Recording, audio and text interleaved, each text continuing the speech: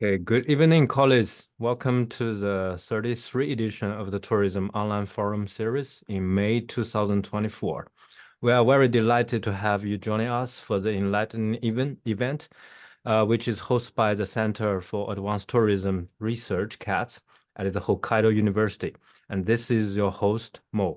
And for today's evening session, we are very honored to have Dr. Thomas Baudinette to share his recent research about the roles of boys' love idols in Thai tourism campaigns, exploring a new case study for content tourism studies. So Dr. Thomas is a senior lecturer in the Japanese and International Studies at Macquarie University, Australia, and he's also a cultural anthropologist. His research explores the role of popular culture plays in shaping knowledge about gender and sexuality across the East and Southeast Asia. His first book is A Regime of Desire, a young gay man, media, and masculinity in Tokyo.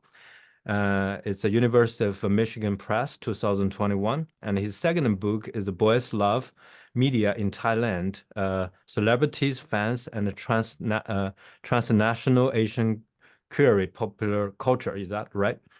So Bloomsbury, 2023. And he recently completed the Academy of Korean Study funded project exploring the K-pop fandom as a space for LGBT support in the Asian Pacific during pandemic time. Sounds fantastic.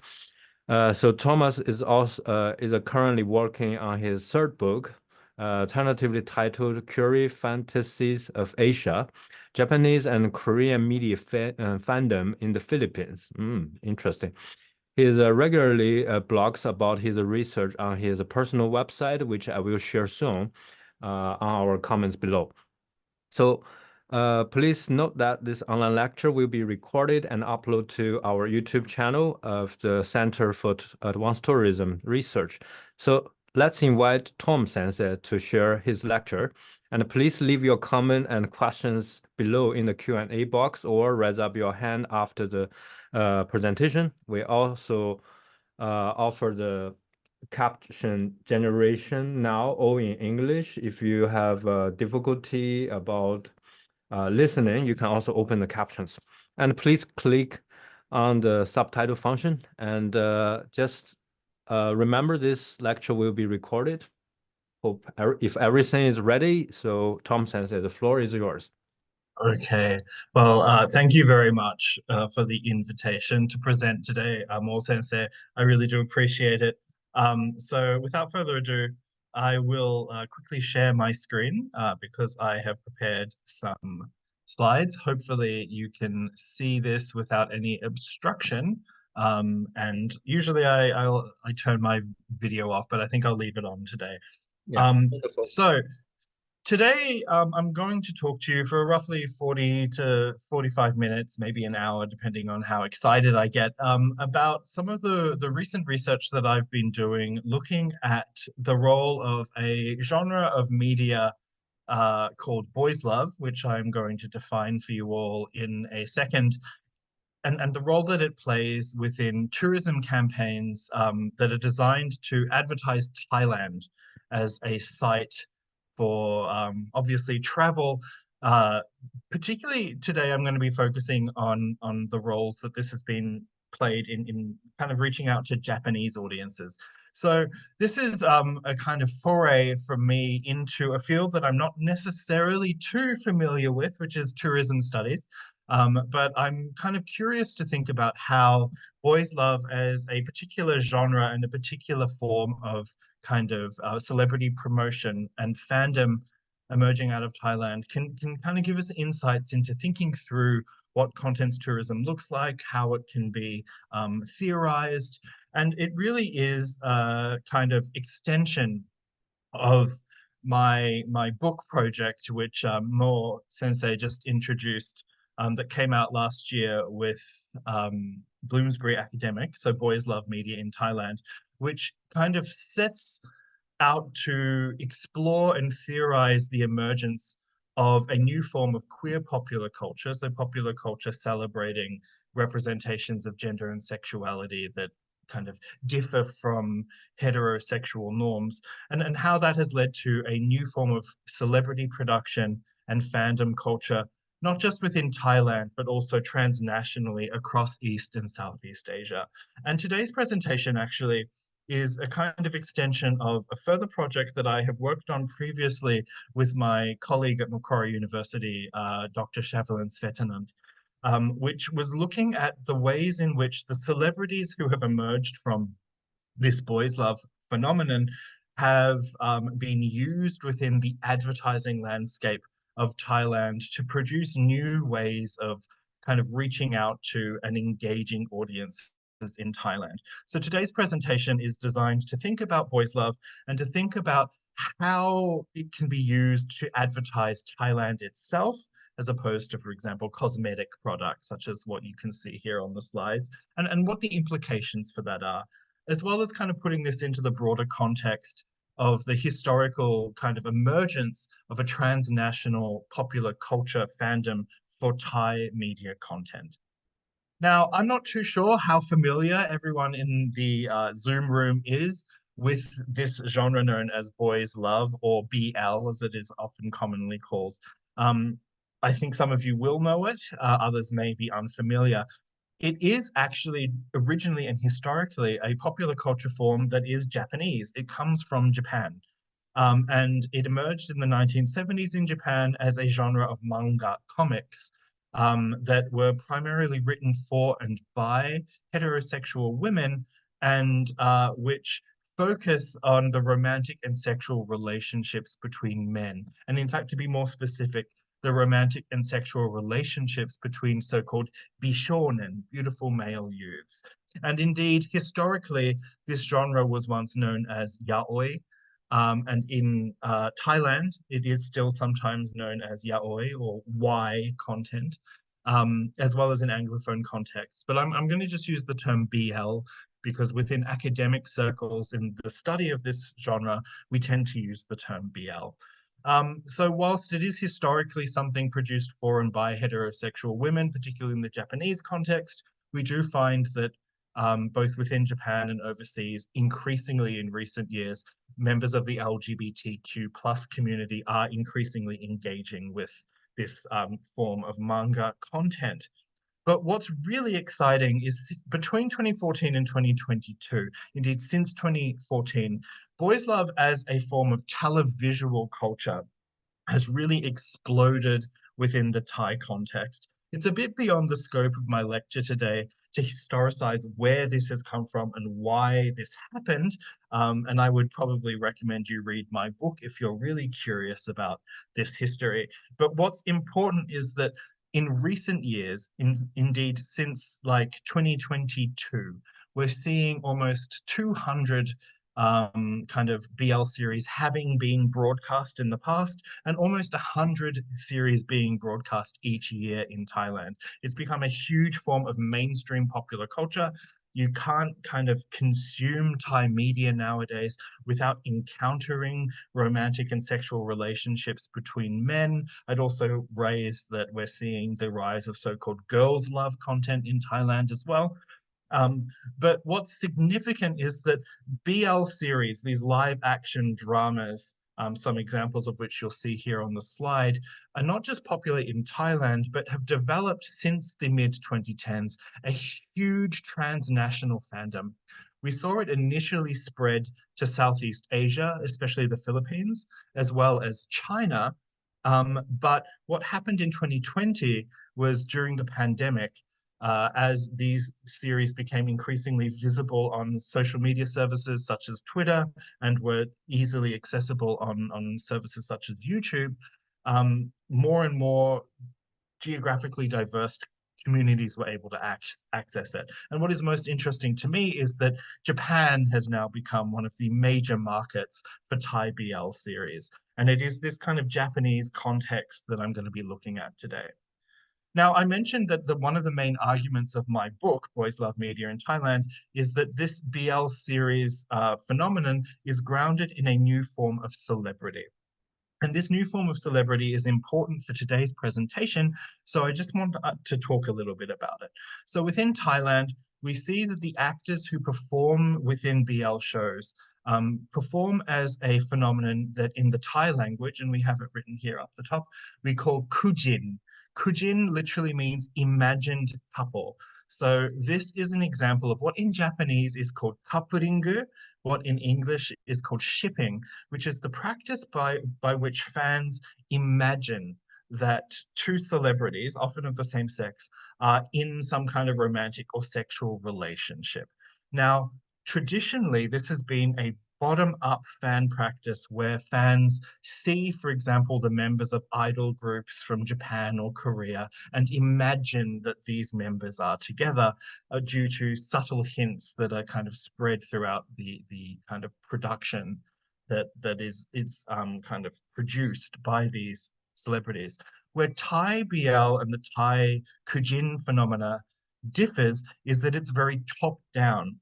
These couples, so for example, here on the slide, we have a famous BL couple from Thailand called the guy on the right, his name is Pon Nanawit, and the guy on the left, his name is Puin Tang. And they represent a Kujin called Pon Puin, and they appear in Thai BL series, but then they are produced for fans by their management company, GMMTV, to be shipped together. So rather than fans subversively searching for these sorts of couples, the company itself produces the couples and then gets them to star in various BL series. And this in turn produces a important affective relationship between fans and idols and homoerotic content that in the Thai language is called fin. Now, this is the central kind of emotional logic that kind of drives Thai BL production and fandom and reception. It is actually a slang term that arrives from Thai gay slang. It comes from the English finale, and it actually literally means to orgasm or to come. So basically, it means that you're so satisfied that you feel like you've just had sex. And basically what happened was that fans of Korean dramas and K-pop in Thailand, young fans, took this term from gay slang in Thailand to begin to talk about their enjoyment of idol content, particularly idol shipping content. So they would see like two K-pop acts kind of performing together and they'd be like, oh, Fin Mat, which means that's so satisfying.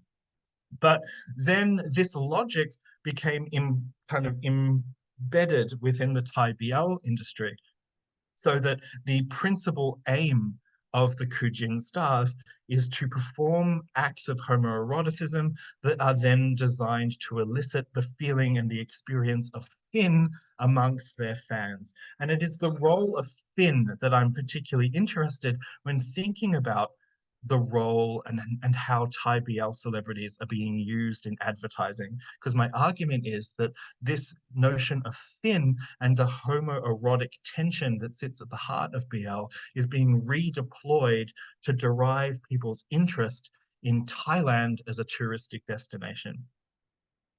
So we need to think about this in the broader context of a phenomenon that theorists in Thailand and also many kind of people involved in the kind of Ministry of Foreign Affairs and tourism authorities and industries are calling the Thai wind. So many of you have probably heard of the phenomenon known as the Korean wave. So the ways in which Korean popular culture has become globally popular and is driving attraction to South Korea. Well, the Thai wind is the Thai equivalent. As Thai popular media led through the primacy of BL is spreading around the globe, we are seeing people becoming increasingly interested in Thailand as a society, as a kind of site for travel. And this indeed is beginning to bring up debates. This is a Thai English language newspaper around the role of BL as a phenomenon in Thailand as a form of Thai soft power that can be utilized to make people attracted to Thailand in various ways. So one site where this has been emerging and that I've been observing as an academic now for several years as an ethnographer is Japan. We talk about a Thai BL boom. And many colleagues and myself as well point to this viral tweet by a now deleted kind of account called Zenin Uke Yes in that posted in March 19th, 2020 that says Fujoshie Tai no BL drama mite kudasai.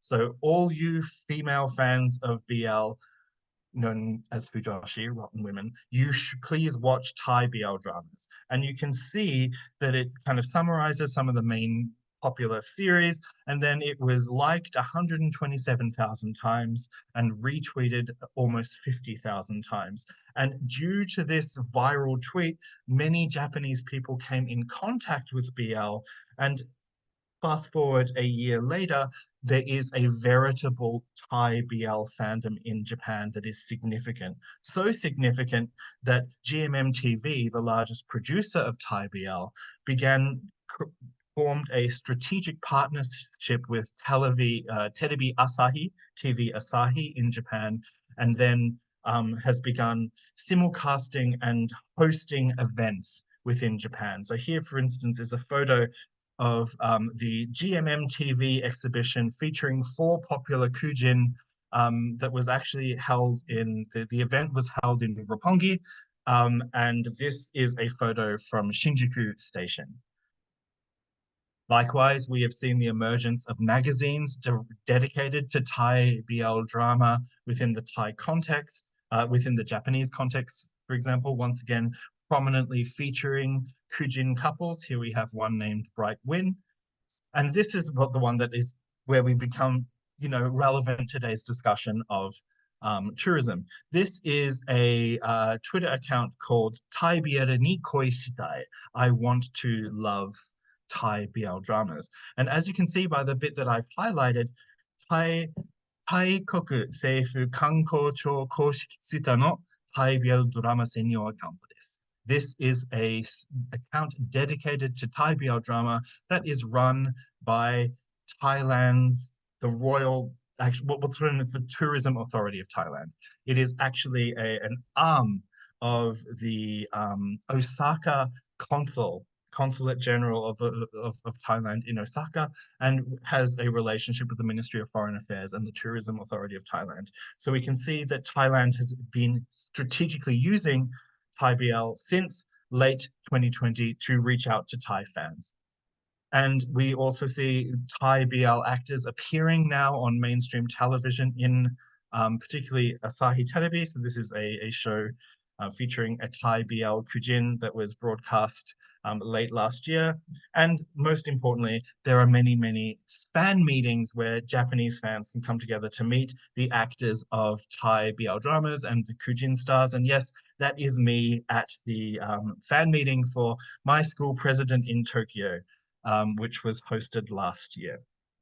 So I've been really interested in thinking through what does it mean for Japanese fans to engage with Thai popular culture? What kind of ideas and views and values emerge?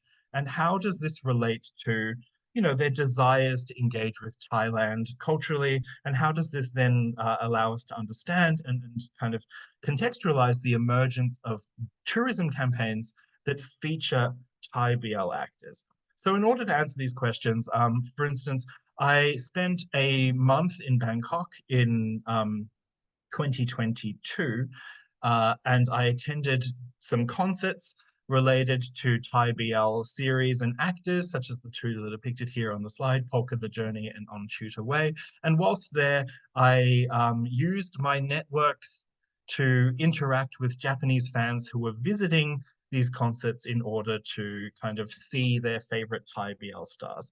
And then I have augmented this with interviews that I conducted last year between November and December, as well as January this year, where I attended a number of events organized by fans of Thai BL in Japan, where they could come together and celebrate their fandom for Thai popular culture, as well as kind of partake in cultural activities related to Thailand. So what are the kind of results of these preliminary investigations of Japanese fans of Thai BL?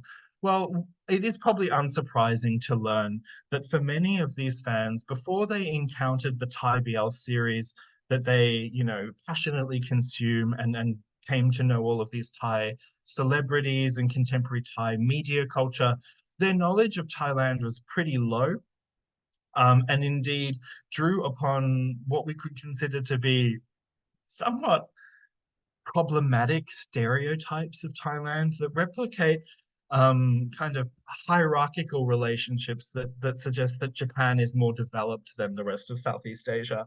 So, when I was interviewing Japanese fans, both when I was in Bangkok as well as in Tokyo last year, about, what did you think of Thailand, or what did you know about Thailand before you discovered Thai BL? They would often mention the sorts of stereotypical images that you would see in a typical tourism campaign for Thailand. They talk about beaches, palm trees, coconuts, elephants. Some of them would talk about Thai food, particularly really kind of stereotypical dishes such as pad Thai. Some of them would also mention Muay Thai boxing as something that they were familiar with. But what's really key here is that they had often, before encountering Thai BL media or Thai celebrities, they had no images or understanding of contemporary Thai culture, and indeed expressed very little interest in Thailand beyond, these kind of stereotypical touristic images of Thailand as an exotic tropic beach holiday destination.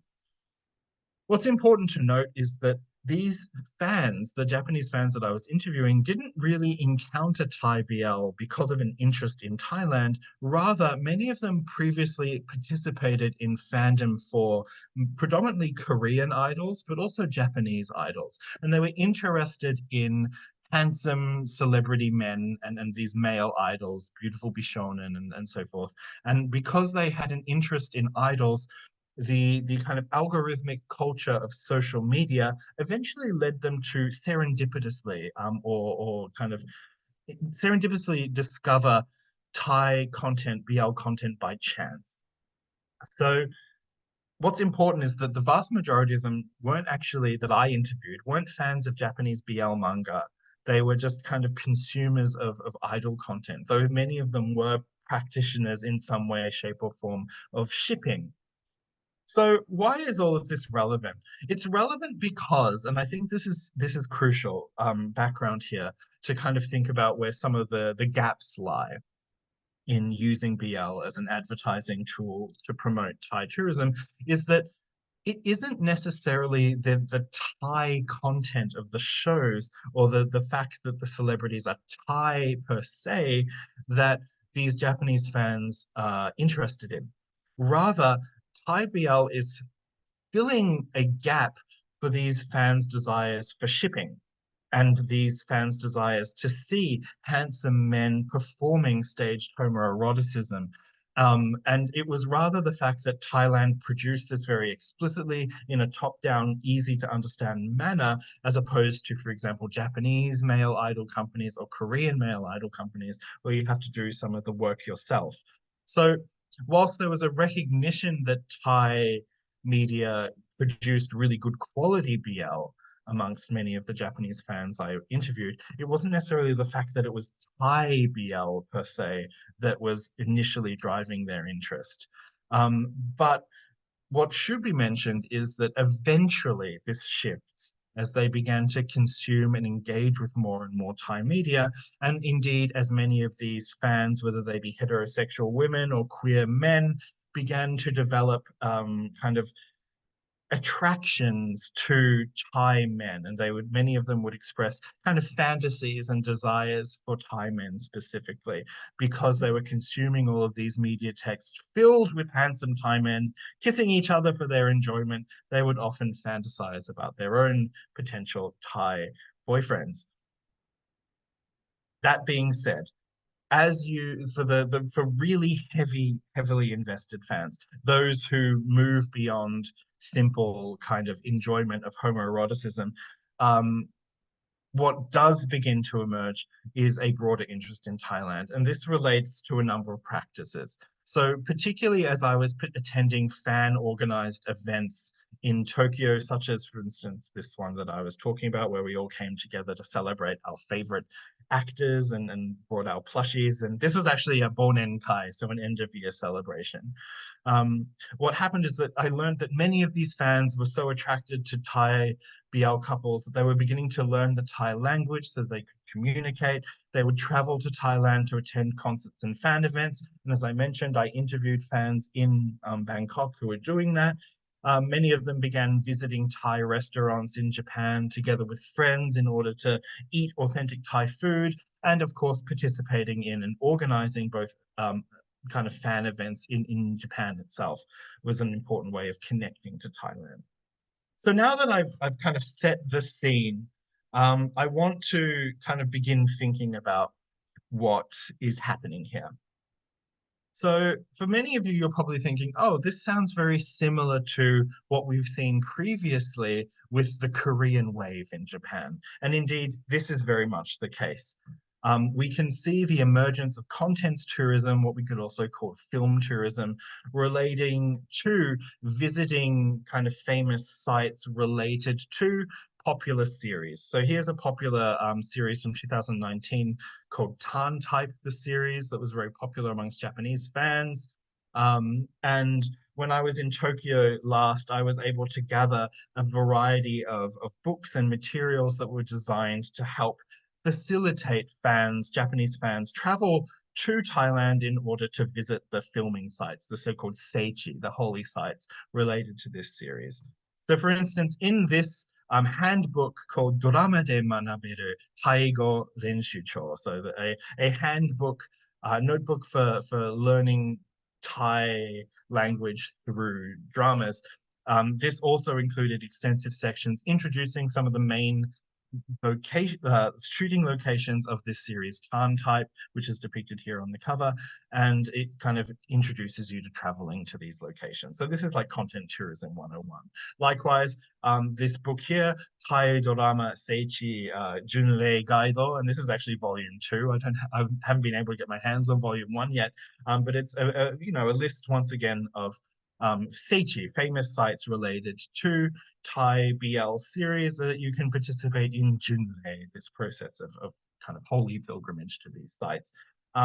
Now, I need to emphasize that this isn't revolutionary or new. This is something that we've seen emerge in other popular culture kind of phenomena in the Japanese context. But what's important to note here is that Thai BL as a phenomenon is beginning to become implicated in fairly normative Japanese modes of popular culture fandom and consumption, which includes content tourism. So let's now begin to talk about what's distinctive. I've already kind of emphasized that the stereotypical and indeed normal ways in which Thailand's tourism authority has reached out to its global audiences is through images of an exotic, tropical, but also holy kind of site, such as what we see here on the slide. This is the very famous Amazing Thailand campaign, which usually seeks to sell Thailand as this kind of exotic vacation spot that also allows you to relax on the beach, in the jungle, etc. What's become increasingly prevalent over the last few years, however, is the emergence of Thai BL celebrities as kind of navigators or features within these Amazing Thailand promotions. So for instance, in 2020, Thai BL stars Tae New, depicted here on the slide, participated in a short video project that was designed to introduce the city of Chiang Mai, which happens to be the hometown of Tae Tawan, the guy on the left, to Japanese audiences. So this was produced specifically for Japanese audiences. You can see that it's an Amazing Thailand campaign.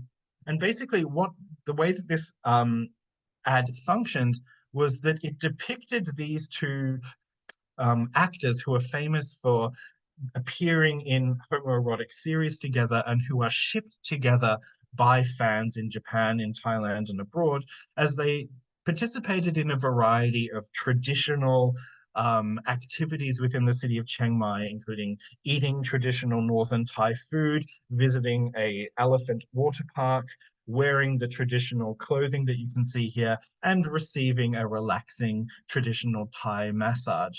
What's important, however, is that in each of these kind of vignettes of advertising, what is typical for an amazing Thai advertising, there is a hint of the shipping that is normal in Thai BL culture. We see that the shipping culture of Thai BL, the production of this emotion known as fin in reaction to the potential homoerotic tension between the actors, is being tied to traditional Thai media, and this incites, the belief is, the logic here is that by using the tension around Thai BL and the enjoyment of homoeroticism to advertise Thailand, it then gets those people who are interested in shipping these two actors together to become interested in similarly engaging with Thai traditional culture and visiting Chiang Mai and participating in the same sorts of things. So to give you a better feel for how this works, I want to show you a more recent, this came out in 2023. It's actually a mini drama project by a production company called Half Toast. It's called Why Journey, Stay Like a Local. And it's advertising regional travel across the non-central Thailand, so away from Bangkok, provinces of Thailand, using very famous Thai BL stars for each province. And the idea is that it's selling it to both domestic tourists in Thailand, but also international tourists. And this is by providing subtitles in English as well as a variety of other languages. This was a project that was authorized by the Tourism Authority of Thailand, and once again falls under the Amazing Thailand umbrella. So I'm going to show you an example from one of the episodes featuring this couple up in the top right. They're called Net James. I just want to show you how Thai BL is used to kind of sell a traditional product. So the context is that these two boyfriends have moved, are visiting the family home of one of the men, and they're helping the struggling farm of the mum and dad advertise their durian crops. And I just want to show you how Thai BL's homoeroticism and the production of fin is being used strategically in advertising in this mini series. So I'm just gonna quickly, I hope this share works. We did test it before. So there is subtitles. The subtitles are only in English, I'm afraid. I'm just gonna turn off mute myself and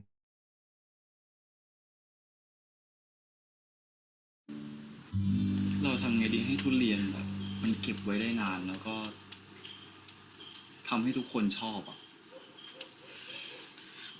ทุเรียนเหรอแม่อันนี้คืออะไรอ่ะผมไม่เคยเห็นแม่ทำมาก่อนเลยอ๋อเขาเรียกว่ามัสมั่นทุเรียนลูกไม้ของแม่ไม้ไงแกงมัสมั่นทุเรียนไงเฮ้ยดีปะดีไหนลอง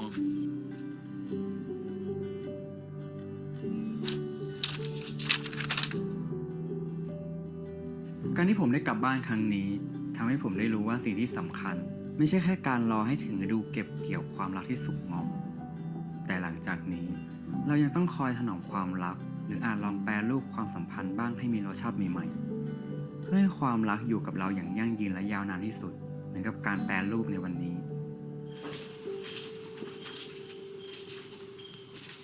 สองคนทำอะไรกันดึกดื่นป่านนี้อะลูกไม่รู้จักหลับนอน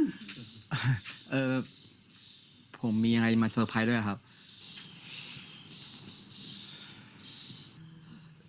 แดนแกงมัสมั่นทุเรียนครับพวกเราคิดสิ่งที่จะขายออกนะครับโอ้ยเก่งมากลูกนี่สูตรแม่เลยแน่เลยแม่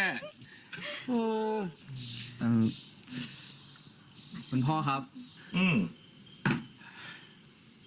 ผมมีอะไรจะสารภาพอะครับ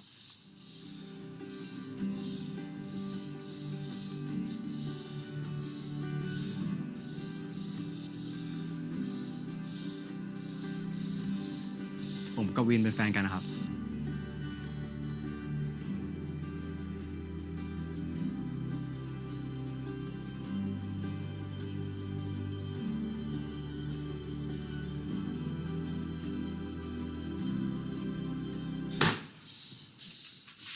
ต้องรอทุเรียนหมดสวนหรือยังไงเนี่ยฮะถึงจะเพิ่งมาบอกพ่อเนี่ย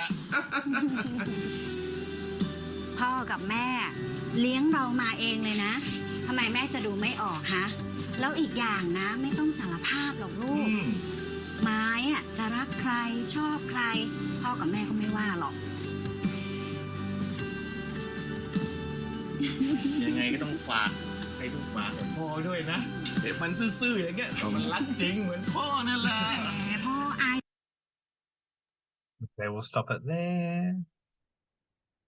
New share. Going back to my slides, I'll put my video back on. Okay, so what's really interesting to me about this example is that not only do we see, like, you know, the couple producing and selling a traditional meal from this location, but we also, oops, sorry, just a minute, guys. There is some black stuff on the screen.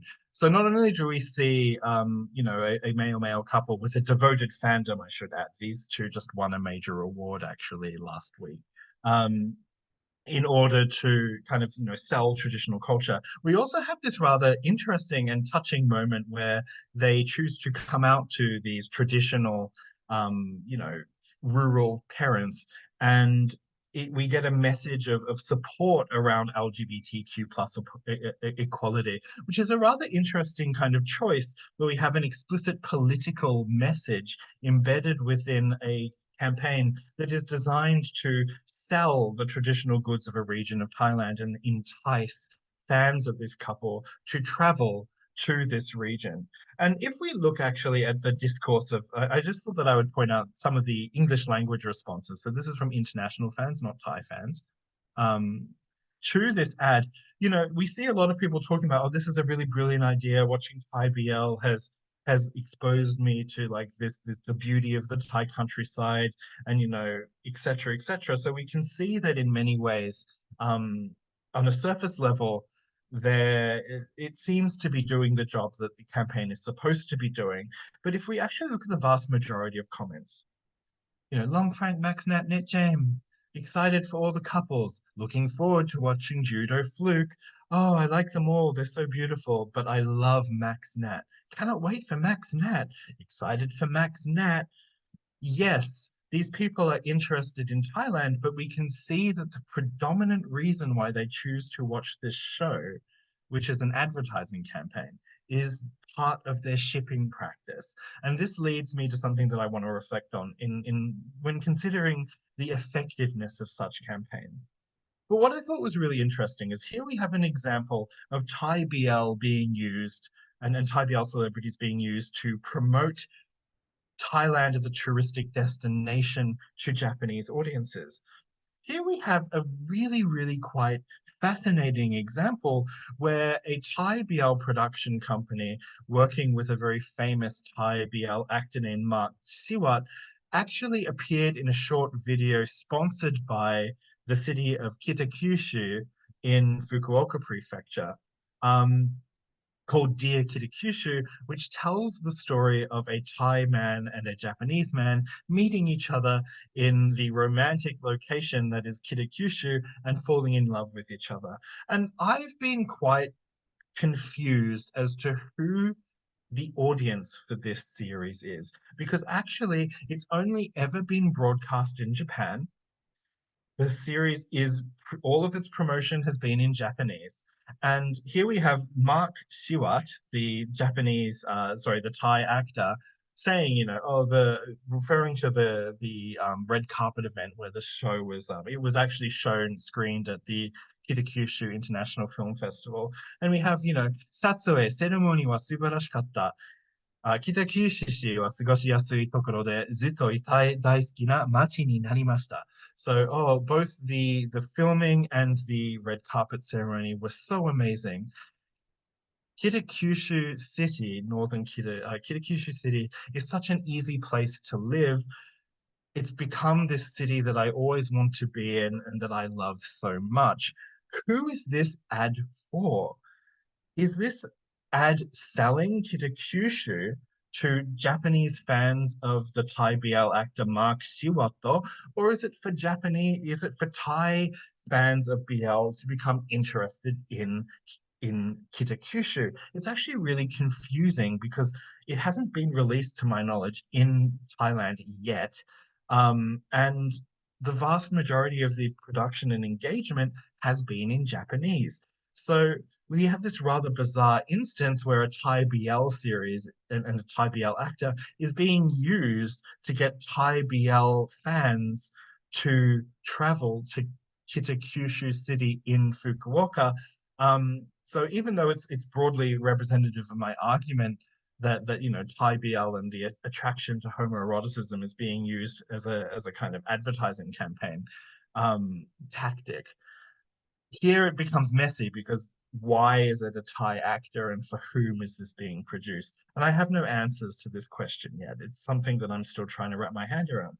And I want to mention that since I initially prepared this presentation and delivered it at a stakeholder summit in the city of Kude last January, the Thai government, so the Ministry of Foreign Affairs and the Royal Embassy of Thailand in Japan, has increasingly been aggressive in its advertising in Japan. Indeed, they claimed at the bottom of this slide, you can see Gogatsu wa Thai month. The 5th of May is Thai month. And we have seen a number of festivals. This festival was actually held last weekend in Tokyo, the 24th Thai Festival. So if you look at the images here, yes, it's all of the typical stereotypes of Thailand. Mango sticky rice, Buddhist temples. Here we have tom yum soup, etc. But perhaps one of the most popular and significant parts of this was actually a fan meeting featuring Thai BL actors from GMM TV, Afghan, and once again Tainu, who I introduced you to previously. And likewise, coming up later this month, there will be a Thai festival in Nagoya, and it is inviting C and Keen, a new Thai BL couple from GMM TV, and they actually also appeared at the Tokyo event. And what became interesting here is I want to point your attention to this up in the corner in the advertisement, not because I think it's a fantastic pun, because it is a fantastic pun, but because of what it suggests. So here we have Oshitai, Anata no Oshi o Mitsukeyo. So I want to push, or I want to stand. Let's go looking for your bias, your oshi, your favorite idol. And what I think is really interesting here is the ways in which there's a strategic positioning of Thai BL fandom within the broader norms of fandom culture in Japan. And what this suggests for this once again is are people engaging with all of this because they're interested in Thailand, or are they engaging it purely as part of oshikatsu in order to demonstrate their attraction to and support of their favorite idols who just happen to be Thai? So I want to raise some final provocations. So I want to apologize for the very boring final slide. But what I want to raise here is that, yes, I think it's very interesting the ways in which the advertising techniques that utilize this effective notion of thin to attract people to Thailand as a touristic destination through the strategic use of BL celebrity couples known as Kujin. I think that's very interesting. And I think from the perspective of BL studies, for sure, this is a very interesting trend. But on the flip side, from the perspective of tourism studies, the question that I think is the really big one is, how effective are these campaigns? Are they doing what they are supposed to be doing? And all of the interviews that I have been holding with Thai BL fans in Japan is, yes, many of them are interested in visiting Thailand, but it's a very strategic interest. The reason they want to travel to Thailand is, and I should say they don't want to travel to Thailand, they want to travel to Bangkok. And they do so usually around fan events so that they can see their favorite celebrities, such as all of the BL stars that I've been showing you in today's presentation. And fourth, as I've already flagged, the interest is more in the celebrities and the idols, is in the kind of oshikatsu practices than it is in the actual touristic experience itself. Yes, these fans will fly across in order to go and visit Bangkok and attend a fan meeting, and while doing so they might see some of the sights of Bangkok, and they're definitely going to eat traditional Thai food and so forth. But their motivation is not to engage in tourism with Thailand per se. And this is why many fans in Japan are simply happy enough to attend the many, many, many fan meetings that are being organized in major cities across the nation, as well as to participate in the online fandom for Thai BL. And I think that this is crucial because if we think about the kind of history of the Korean wave and contents tourism around South Korean popular culture, we've seen that as Korean media content becomes increasingly embedded within Japanese women's culture, it's becoming increasingly viewed as something that is actually domestic to Japan, that doesn't necessarily require travel to Korea in order to engage with, because after all of the K-pop acts will be coming to Japan.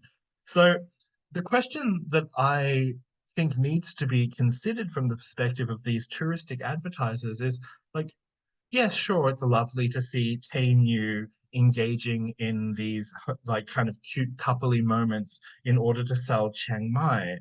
But if people are merely consuming that content in order to enjoy the cute coupley moments and have no interest in or are not being convinced that they should be traveling to Chiang Mai in order to engage with these particular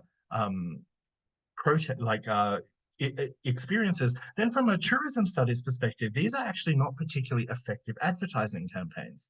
So what needs to be done? This is the question that I pose myself. Within the logics of contents tourism and the previous literature that's explored this, particularly within the Japanese context, it's been important for the development, for a successful contents tourism campaign to have what Yamamura sensei refers to as monogatari-se, some kind of storytelling potential. And at the moment, I don't think that Thai BL advertising campaigns are meeting that they're not producing the same sorts of monogatari-se narrativities that we've seen in Japanese contents tourism. So, and this is because there's too much of an over-reliance on simply satisfying the voyeuristic gaze for male-male homoerotic interaction and the production of shippable moments. Now, don't get me wrong. Usually as an academic, I'm celebrating the potentials of these shippable moments to produce queer knowledge and so forth. But as I wear a hat that is related to Thai tourism, like to tourism studies, I can't help but be a little bit skeptical. And indeed, I'm a little bit skeptical of the ways in which the Thai government is trying to mobilize and utilize this as a soft power resource, because from their perspective, it's mostly just a branding exercise, and there's very little attempt to kind of transform these desires and interests in Thailand into kind of practical aspirations. So my question and my provocation is, what needs to be done in order to transform these extraordinarily fun advertising campaigns into effective advertising campaigns? I'm not sure I have an answer for that question just yet, but I would be really interested to hear the thoughts of those of you who've gathered here today as we kind of move to the question and answer sessions, to think through some of the potentials and some of the pitfalls that exist around this particular mode of contents tourism. So that's where I'm going to end my lecture. I think that was 45 minutes or thereabouts. Yeah, thereabouts. Thank you very much for listening. Once again, I'm just flexing my Thai BL fandom here. And I look forward to questions and discussion as we move into that portion of the presentation. So thank you very much. I'll close my slides. Hooray, Okay. if I can. Wonderful, Tom Sensei. So thank you very much. We already have a question queuing up. So let's do it one by one. We have around 20 to 30 minutes Q&A session. Okay, the first question comes from Dahani M. Ha. So thank you for the very interesting presentation. I wonder what kind of Bishone is accepted by the Japanese woman because generally speaking, men in Southeast Asia have somehow different physical physics with a male in Japan. So if so, in case the standard of a good-looking man in Japan and that Thailand is different, can Thai BL series well accepted in Japan? Interesting Thank you, question. Adani, for the question. I mean, the fact is that Thai BL series are well accepted in Japan, so that's important to note. This isn't a hypothetical presentation. It's the truth is that these actors are extraordinarily popular in Japan, and this isn't niche. They've slotted into male idol fandom quite usefully. What I would flag here, and I'm sure some of you may have noticed this as I was presenting, that in the Thai entertainment industries, we've seen a strong influence from East Asian media aesthetics, particularly the aesthetics of the Korean wave. So many of the actors who we are seeing here in Thai BL, who are active in Thai BL, they have, they're actually of Chinese background to start with, so what they're called Sino-Thai, and they look like K-pop stars. And that's strategic because that's what's popular in Thailand, and that has allowed Thai BL to also kind of transnationalize. This obviously leads to all sorts of complicated questions of lookism and colorism, but the fact of the matter is that Thai BL has become popular in Japan because Thai BL is always already engaging with East Asian aesthetic regimes. Okay, thank you very much. And the next question from another audience. Thank you for the very fascinating topic and presentation.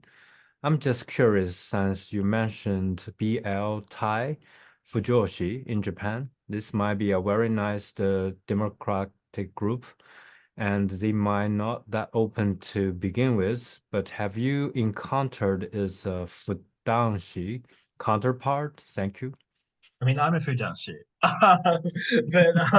but my answer to that is yes, I have. They're not as common. Like the majority of fans of Thai BL in Japan do happen to be cisgendered women, but there are also men involved. So, for instance, I showed you that clip, that photo of all of our kind of plushies gathered at a Thai BL fan born in Kai. And yes, the image that I showed was the photo of me at my table with my predominantly female fellow fans, but actually that event was organized by two men, and there were many men, Japanese men there as well. Indeed, in my book, which does have a chapter on Japanese fandom for Thai BL, I do talk a lot about how Thai BL has become an important media source for same-sex desiring men in Japan, many of whom find Thai BL more appealing than Japanese BL manga for a variety of different reasons, but mostly due to the fact that it is live action. So yes, I have encountered Fudanshi. They are a minority, but they're a significant minority, and they are active. And indeed, the Thai BL industry, unlike the Japanese BL industry, is much more open to engaging with and recognizing Fudanshi or male fans of BL. Okay, wonderful. Another question from Monica, and thanks much for the interesting presentation. My question, when working with a shipping couple, I'm wondering what could possibly happen. And when the couple is no longer together, let's say NetGems, which already announced that they are no longer a couple due to some reasons. Well, maybe I'm not sure it's an answerable question. The reason is because James has decided that he wants to pursue a different type of career as an artist. I think that there are broad questions within the Thai BL industries about how to manage the end of couples, and that this hasn't necessarily been done very well. But I think that, for the purposes of today's presentation, I don't think that this is necessarily something that I can really talk a lot to. The fact of the matter is that these advertising campaigns are produced in a moment when these celebrities are popular and are active, and this is just the nature of celebrity. Things change, things go up and down. Who is hot now is not necessarily hot later on. And yes, maybe there's questions about how to manage the end of couples in Thai BL as an industry, but I don't think that I can really comment on that today. Okay, wonderful. Sorry, we have so many questions popping up. I just read by order from Yu Ping is one of our student doing film tourism study, and she's also from China, so this question probably a little bit related to Chinese tourists. And sorry, hi Tom, thanks for the wonderful presentation. I've been heard a lot of new things. As you mentioned a bit, Thai BL dramas are also very popular in China as well. So, and many Chinese fans go to Thailand for pilgrimage. However, in China, LGBT is still officially regarded as a sensitive content that need to be censored. How do you see this contradiction, and what is the potential of fan culture? Sorry, those might be difficult to answer. Yeah. Not at all difficult questions, Yuping. Very good questions. And I should flag questions that I address in my book, where there is a chapter that explores Chinese engagement with Thai BL, particularly because many Thai BL companies and productions are financed through money from China. So we actually have this phenomenon whereby Chinese capital is used to produce Thai BL series because of the fact that BL series can't be legally produced in China. So the Chinese fandom is a really significant one for Thai BL production companies and for fan events, because it's actually a proxy market that operates to allow Chinese fans to engage with what is traditionally considered to be like an illegal or censored topic. And indeed, one of the reasons why we see many Chinese fans engage with Thai BL and willingly participate in fan pilgrimages, and indeed Chinese fans are some of the most passionate visitors to Thailand. But once again, specifically to engage with BL content, not to engage with Thailand, is because of the fact that they are finding themselves in a really controlled media environment. So the freedom that Thailand provides facilitates kinds of engagement with media that don't necessarily happen in China. And yes, that motivates tourism. So just to kind of bring things back to the question of tourism. It motivates people from China to travel to Thailand. And I've met many Chinese fans who are very passionately participating in Thai BL activities. But once again, it stops only at the end of BL. So this broader question that I'm still curious about exploring is like, what happens? How can we transform this into a useful form of advertising if we have this trap where the fanish engagement is the kind of end point of engagement? So I hope that answers your question, Yu Ping. But I think it's really kind of quite interesting to think about how Thai BL operates as this kind of space that allows Chinese fans and indeed Chinese industry producers to produce something that the government of the People's Republic of China most certainly doesn't want to see produced. Thank you very much, Yuping, for your question. Wow, we have so many questions. So let's carry on. Flavia, I hope I pronounced your name right, and thank you for presenting the topic. Thai BL tourism, can it be considered as a similar to Taylor Swift concert tourism that generate great tourism economy worldwide? Wow, this question become Thank you, Flavia. That's a really good point. So one of the things I want to flag here is that beyond this tension of directing people to through this kind of fantasy of homoeroticism and how that may be limiting in some ways for a tourism campaign, this is actually a fairly orthodox representation of popular culture tourism. So yes, it is very similar to the situation where, for example, in Southeast Asia, because there was only one Southeast Asia stop on Taylor Swift's recent concert tour, which was Singapore, and I just happened to be in Singapore a few days before that happened. Everyone's flying into Singapore and boosting the Singaporean economy to see Taylor Swift. But once again, it's a strategic thing. Like, they're just coming in for the concert. They're not coming in to engage with Singapore. And it's a very, I think one of the things that's interesting about some of these examples is that it's a very weak form of promotion in many ways, because it doesn't necessarily bring people back. And one of the key aims of a touristic campaign is to bring people back. And that's why I think, when we think about contents tourism, in the context of Japan, one of the things that's been really successful about regional contents tourism in the Japanese context, particularly amongst domestic tourists, is that it has facilitated repeat visits. And it's because of, as I said, this example of monogatari-se, the production of a narrativity and a relationship between the fan and the space and the kind of world of the series. Whereas at the moment, Thai BL, the tourism experiences around Taylor Swift, Hallyu in many ways as well, the Korean wave, haven't necessarily been able to reach that same level of repeat visit. I think so for some people who are engaging with film tourism, it's the same sort of issue. People will travel to Hobbiton in New Zealand or Highclere Castle, which is the filming site for Downton Abbey in the UK. They visit once and that's it, right?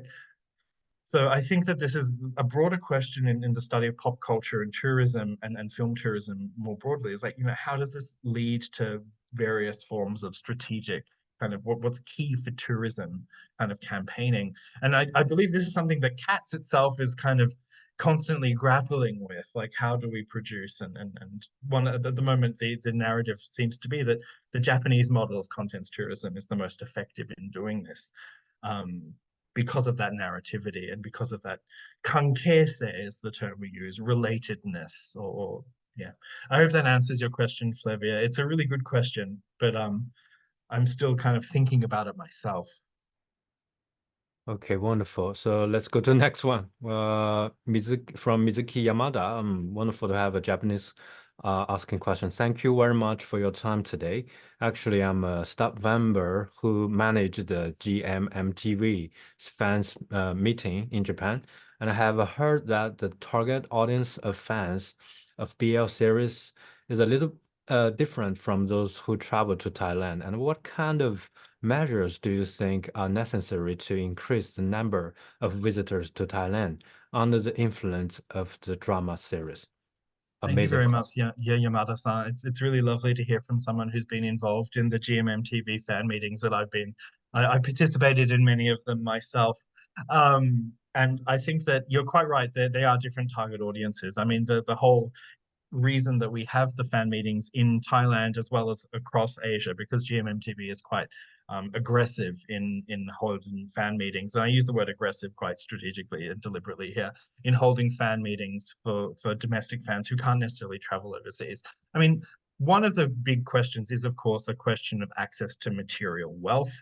You need to be able to afford to travel overseas, and the vast majority of people can't necessarily do that, particularly because these fan events are expensive. Like, the tickets aren't cheap. I think that one of the things that's important to increase the visitors to Thailand under the influence of drama series, or is to this is the question that I'm trying to grapple with, is to try and transform this strategic focused interest in particular idols or particular series into a broader interest in Thailand itself. Because at the moment, we still haven't quite reached that level.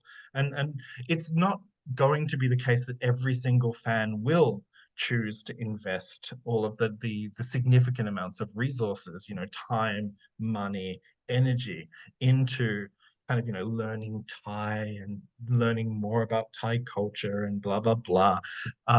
What I think is necessary is for first and foremost, the Thai kind of Tourism Authority of Thailand and the Ministry of Foreign Affairs to provide much more support, both financial as well as various kinds of guidance and advising support for companies such as GMMTV in order to scaffold and help them grow their events, as well as particularly subsidize costs. Because I think that if they're able to subsidize costs and then GMMTV is able to offer cheaper tickets, this is then much more likely to facilitate international travel.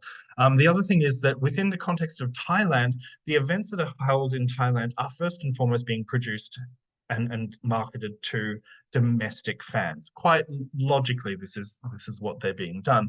And there needs to be a lot more support offered to international fans. Now, I'm talking about more than just language support, because yes, they do translate most of their content into English at least, but also Chinese and Japanese and Korean as strategic languages. But I think that there needs to be much more scaffolded kind of instrumental support. For instance, can they be providing package tours? Can they provide opportunities for people to have, you know, access to cheap and easy accommodation, as well as attending these concerts? What sorts of value addition can be provided by the company? And in many ways, as I flagged, this will require support from tourism stakeholders, tourism industry stakeholders, as well as government stakeholders, to work more collaboratively with GMMTV. One of the things that's really exciting about GMMTV is that they've done a lot of this on their own, right? With very little support from the government. The Thai government is now playing catch up. And a lot of the problems that we're seeing here is because the Thai government is unfamiliar with how to utilize soft power and mobilize it. The Thai Tourism Authority still has a very rigid understanding of what sorts of things can be marketed about Thailand. It's all about traditional culture and so forth, whereas, you know, many fans are much more interested in contemporary popular culture and the vibrant cityscape of Bangkok, for instance. But there is an obsession amongst TAT about getting tourists out of Bangkok, which is quite understandable, but it clashes with fan desires. So I think that this is a very unstructured response, and I do hope that it's useful, but I think that one of the things that really needs to happen is more collaboration between industry, such as GMMTV, the producers of Thai BL content, as well as the Thai government and the Thai tourism kind of industry itself. I think also working together with Japanese industry partners, JTBC, for instance, JTC would be useful as well, but that could be tricky. So yeah, I hope that answers some questions, or at least gives some food for thought, Yamada-san. Okay, wonderful. Thank you, Mr. Ki-san, for your question. And next from Sun Zihui, and I guess you meet each other at the Kulai Summit. Yes, we And did. he- It's lovely to hear from you again. Yeah, the topic is very similar. So thank you for today's lecture, and I have several questions want to ask. So first one is, what role do you think the distribution channels such as Netflix plays in amplifying the impact of Thai BL content tourism? I mean, it's really key to point out that one of the reasons why Thai BL has been able to develop into a hugely significant transnational popular culture form is because up until very recently, it has predominantly been spread through kind of free to access streaming services like YouTube. Whereas in the Japanese context, we see the reverse, where a number of pay-per-view and satellite channels have gobbled up access. And then one of the big complaints from Japanese fans is that it's so difficult now to watch Thai BL, whereas in the past it used to be very easy. So in that sense, the Japanese media landscape and its very proprietary notion of rights and streaming access and so forth has actually stymied the potential of Thai BL and related contents tourism by closing off access. Whereas, for instance, we're seeing huge booms in popularity of Thai BL series in Latin America, Brazil, Mexico, Argentina, Chile, Puerto Rico, etc., because it's freely accessible and they provide subtitle support in English and Portuguese, right? So I think that this is something that's really key, is that yes, the medium of distribution plays a role. Netflix is not particularly relevant here. Netflix doesn't really stream a lot of BL content outside of Thailand. It's streamed a lot in Thailand. But we see a lot of Asian streaming services such as iQIYI which is now based in Singapore, but was initially Chinese, WeTV from China, Rakuten Viki, of course, from Japan, as well as an LGBT dedicated streaming service based out of Taiwan called Gaga Ola, have been really crucial in spreading Thai BL content to the world. And yes, if there's no accessibility like we're seeing increasingly happen in the Japanese context, then people can't learn about this stuff. And if they can't learn about this stuff, then an advertising campaign based around Thai BL actors is certainly not going to be effective, because who's going to know who they are? Okay. The second question is, do you have any data on where the largest number of fans currently visiting Thailand attracted by the BL drama are coming from? I wish I did. I don't have any systematic data because there is no systematic data, unfortunately. Though impressionistically, I would probably say China. Yeah. But that's impressionistically. That's just based on my observations and my kind of feeling. This is something that actually I've spoken to the Ministry of Foreign Affairs of Thailand, saying, "Look, we need this quantitative research. Can you help us run it?" And now they're debating whether they will do that. Right. Very Hopefully, I can important. get some money. Yeah. Yeah, okay. The next question is, when I conduct interview in Korea, I noticed that a lot of fans said they were attracted to the Korean wave because of the handsome appearance of Korean idols or actors, which is similar to the reason for the popularity of Thai BL idols. But when they actually come to Korea, they were a little bit disappointed to find out that the Korean men were not what they expected. And there wasn't a lot of handsome ones, but I'm curious about the tourists in Thai have the same case. I think this happens everywhere where you build up like I mean like this happens with like British people think that all Australians are super handsome and that we all spend our time surfing at the beach, and then they come here and find out that that's not at all the case. So obviously, yes, there is a kind of I've encountered a few people who are like, oh, I thought that Thailand was this, but they're not. Then it turned out to be not that. I haven't actually got any specific examples of people being disappointed in Thai men necessarily. But maybe that's because the people that I was talking to or interviewing were, let's say, politically correct enough not to mention that to me. But I think it's one thing that I would say is that like it's actually quite famous that people are attracted to Korean actors and then go to Korea and find out that most Korean men don't look like their darling oppa in their Korean dramas. Yeah, so I can't necessarily answer that with very clear statistics, but it is certainly the case that disappointment forms part of transnational fandom in many different ways. Okay, maybe Tom, you better drink some water. We have It's eight okay. more I've been, questions. yeah, Right. yeah. Next one from Kang.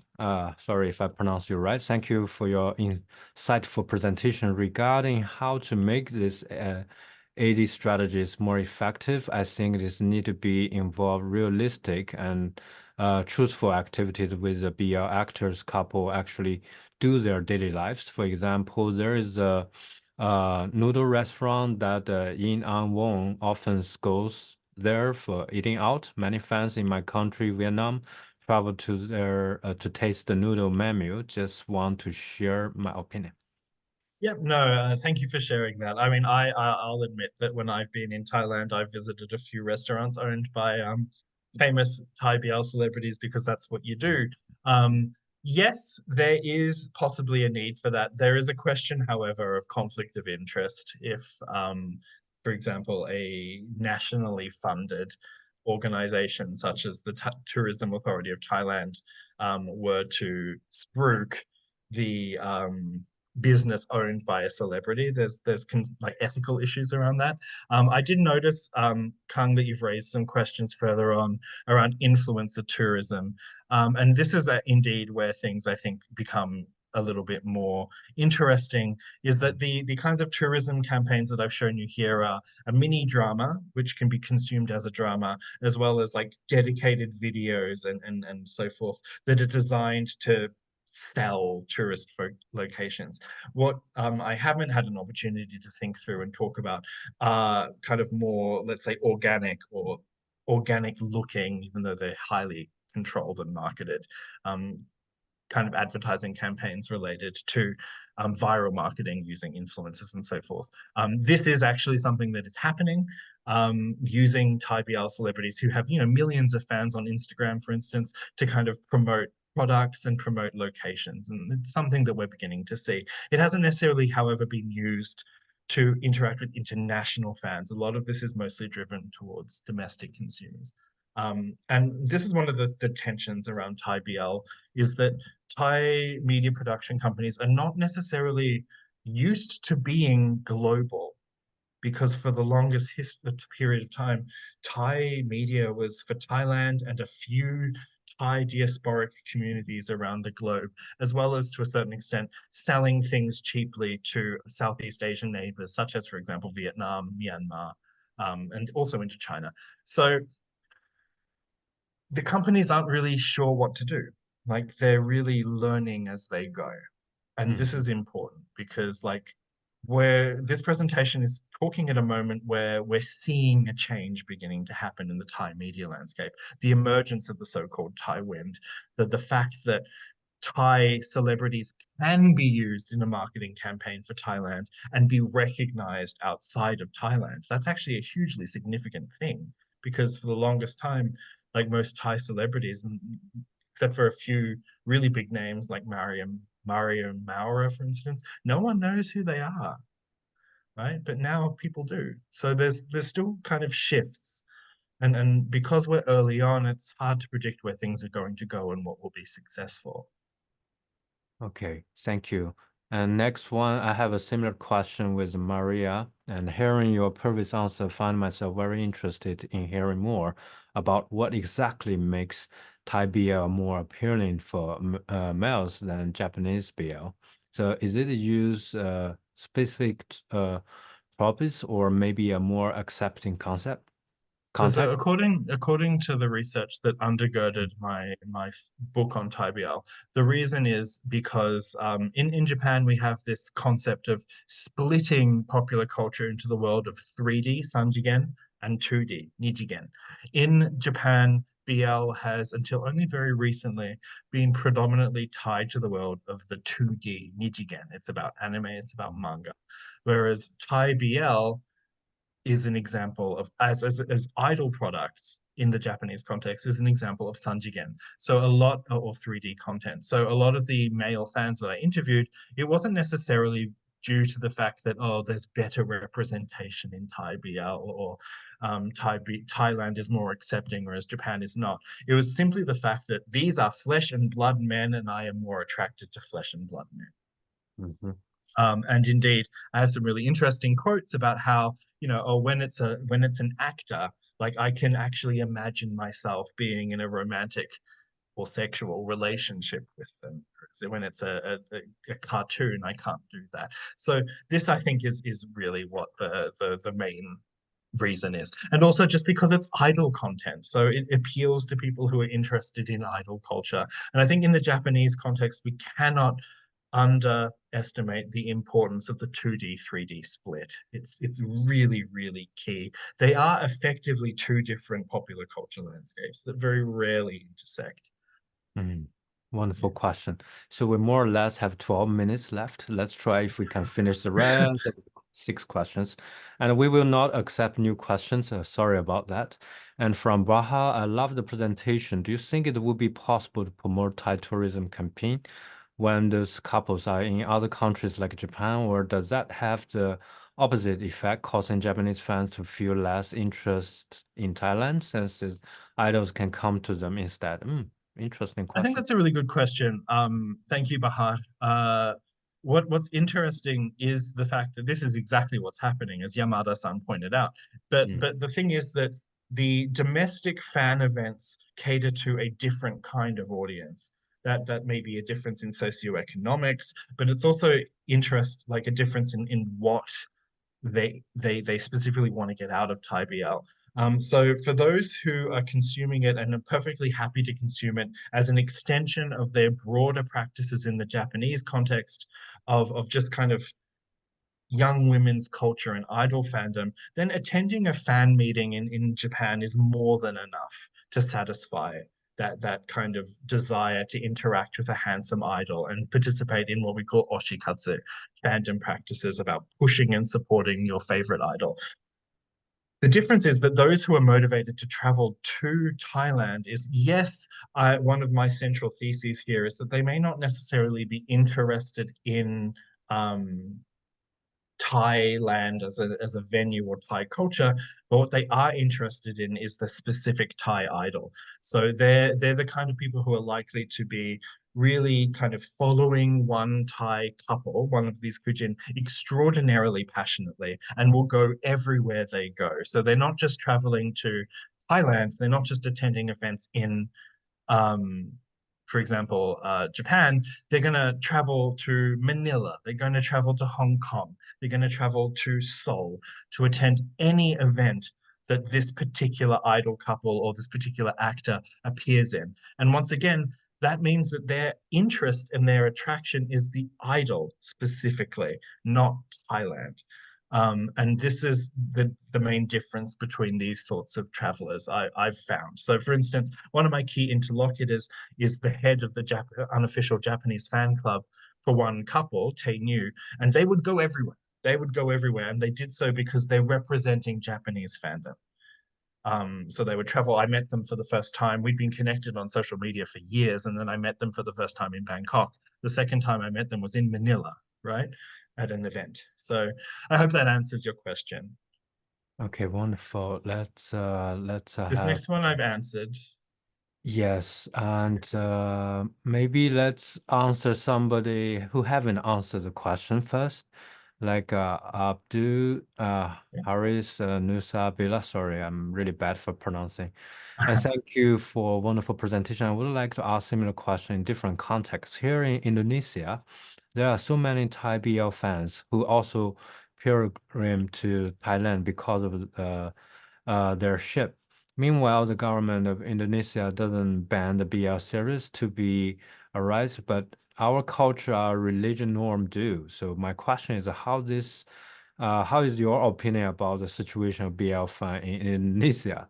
Thank you. I wish that I could provide you a response to that question that would do due diligence to your question. I'm not familiar with the Indonesian context at all. It's because it's one of these sites that I haven't conducted research in. I would say that there are many, many people who are doing that work now. And I have, of course, met many Indonesian fans whilst attending events and doing field work in Bangkok specifically. Including when I went to one event, I was sitting next to this lovely hijabi woman from Indonesia who was very passionate.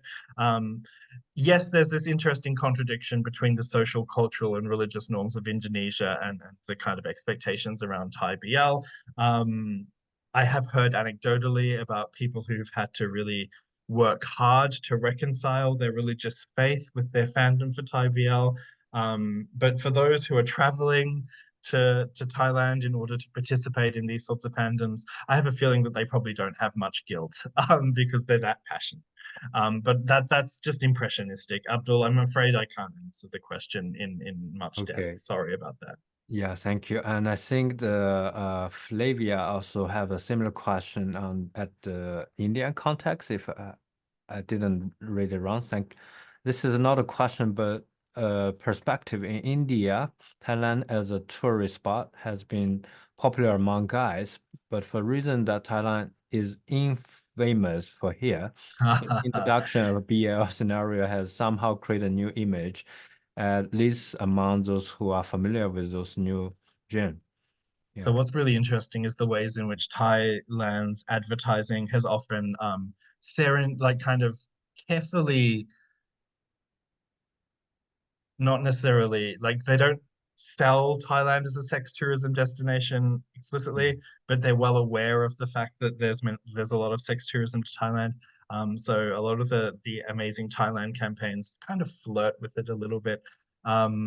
Yeah, I think that you're quite right, Flavia, that that does change some perceptions of Thailand amongst people. Certainly. I don't know if I can say anything else further. Okay, maybe let's try to answer Baha's question because it relates to food tourism a little bit. How effective do you think attempt to promote the Thai culture in Japan are through events, shows like a fully booked, where they had a Thai BL idols cook Thai food for Japanese people in Japan? I Thank think you for that Japanese question, people Baha. will buy that. Yeah, that's a really good question. Unfortunately, like Fully Booked is still airing, so it's hard to really chart how successful it's been. I actually think that it's one of the better initiatives that I've seen, actually, in the sense that, I mean, it is predominantly driven by GMMTV, who came up with the idea. It wasn't designed to specifically kind of address a tourism need, but it has, of course, implications for that. I think that it's actually a good example because it's related around a direct experience and it has a story element to it, this concept of monogatari se, because like the whole logic behind this reality show was not just that they're, you know, selling Thai food, is that they're going to successfully run a Thai restaurant in Japan. And that they had to, you know, design the menus and learn to cook and etc., all in order to impress and introduce Thai flavors, authentic Thai flavors to Japanese fans. So I think that the narrative there was interesting. The flip side is, however, of course, that if you've been to the authentic restaurant run by the Thai idols in Japan, you don't need to go to Thailand anymore. So, like, I'm not too sure. Like, as I said, it's too early to say how successful it is, but I think it's been an interesting project with interesting potentials. Wonderful. Okay, I think we'll be able to finish the rest too. Let's take care of the attitudes question first. And I wonder, do Thai BL advertising campaigns end up giving a relatively superficial and toxic the image of Thailand because they seems to be more government-led and not necessarily attached to the local community? Are there any example of Thai communities being actively involved in BL-based tourism planning and development? That's a really good question. Thank you. I cannot pronounce your name. I'm terrible when it comes to Finnish names. Apologies. So I think Eetu Antti. But not to my knowledge. At the moment, it's mostly been kind of centrally run through the Tourism Authority of Thailand. And it's very, I mean, Thailand tends to be very top-down, governmental, centrally led. And yes, we have examples of, for example, companies in the provinces using BL advertising to sell their products to Thai consumers. So I think it's only a matter of time before we see, I mean, there's a whole kind of subgenre of regional BL that's kind of situated in regional kind of areas, particularly the Northeast Isan area of Thailand, that's designed to promote a kind of Isan-esque Thai BL culture. And I have a feeling that there's a potential for that to kind of then morph and develop into a specific advertising campaign. But yes, one of the other concerns that I have around the BL advertising campaigns is that they are just basically the same sorts of exoticized images that the Amazing Thailand campaign has been producing over several decades now, and that scholarship in Thai cultural studies has been really harshly criticizing for you know, misrepresenting or exoticizing Thailand. And as I said, many Thai BL fans, particularly in Japan that I've interviewed, you know, they're interested in contemporary, modern, cosmopolitan Bangkok, not beaches, coconuts, Muay Thai, and elephants. So there's a gap there for sure. Okay, thank you. We have last 2 minutes. Let's invite Kwang's question again. Thinking on the perspective of influencer making and a global cancel culture recently, there will be some risk on how to manage the national brand image and idol image. What do you think if a couple appeared in some advertising videos, but unfortunately having their own personal scandal leading to the canceling of many fans and non-fans? Will that lead to the hated and cancel behavior of those fans to the tourist destinations themselves? Thank you for your time. I mean, there's always the potential for, you know, a celebrity is always a risky bet. If they engage in scandal, there's always the fact that your brand may be like tainted by association. So that hypothetical is highly likely to occur. I don't think that I can't think of any specific examples right now. But yes, that's just one of the risks of, like, if we think about this in terms of celebrity endorsement within advertising, that is a risk of using a celebrity. Likewise, like, it kind of goes back to an earlier question. It's like, what happens when a couple is no longer popular or a couple ends? Yes, that risk also exists. But the fact of the matter is that the Thai BL ecosystem in Thailand is constantly churning out new couples, constantly. So in many ways, if someone's cancelled, they'll just be replaced. And we've now reached a saturation point where that's a viable alternative option. So thank you for the question, Khan. Yeah, wonderful. So we are right on time and perfect. I give a last comment. I think from a sustainable tourism perspective, I see this how potential this can develop into a more non-centered in a more regional context in terms of a more sustainable approach for the content making. So I think there is still a lot of work will be done by Dr. Tom. So I think we are also looking forward for your future works and books. And thank you very much for today. Thank you so much. Thank you for the wonderful questions, everyone. And thank you, Mo, for having me. I really enjoyed today's discussion. Yes, maybe we will let you get some rest. And thank you very much, everybody, and our audience. Let's have a great weekend evening. Good night.